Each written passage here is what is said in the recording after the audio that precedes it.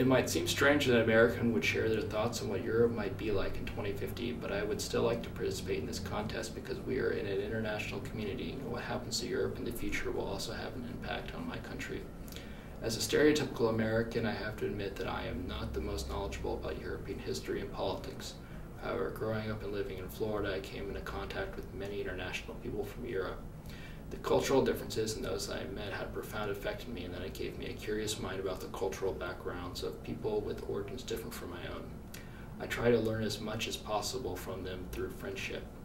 I continued on my journey of experiencing different cultural backgrounds when I moved to France in 2014 to pursue a doctoral degree in astrophysics. While in the southern city of Nice, I came into contact with people from all over the world that I would have otherwise never had the opportunity to meet if I had stayed in America. I don't know if this is because the country of France has more open diplomacy with other countries than the United States has, but it seemed like there was more diversity in international origins and worldviews of people there. I was pleasantly surprised that this trend of increased diversity is usually the normal situation in other European countries. Although it is disconcerting what we see in the news sometimes about how foreigners are treated, it seemed overall that there was more appreciation and respect of other people's differences compared to that in the United States.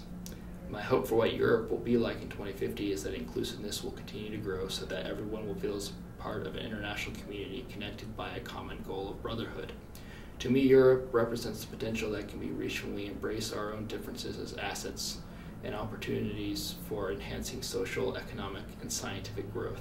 Society benefits as a whole when it allows its inhabitants, regardless of origin, to have the opportunity to reach their highest potential, and I think Europe is going in that direction. I have seen in my experience as a scientist working with international collaborators that expertise knows no borders and can come from people with a wide variety of backgrounds. The success of international collaboration, such as the Large Hadron Collider at CERN and the star mapping spacecraft Gaia, are both evidence of this, and I personally know that my work has greatly benefited from international collaboration and inclusion. Therefore, my imagination of a future Europe is one where society actively encourages inclusion and the uplift of individuals towards excellence regardless of origin. I think we are on the verge of a new era of growth and bright future for all.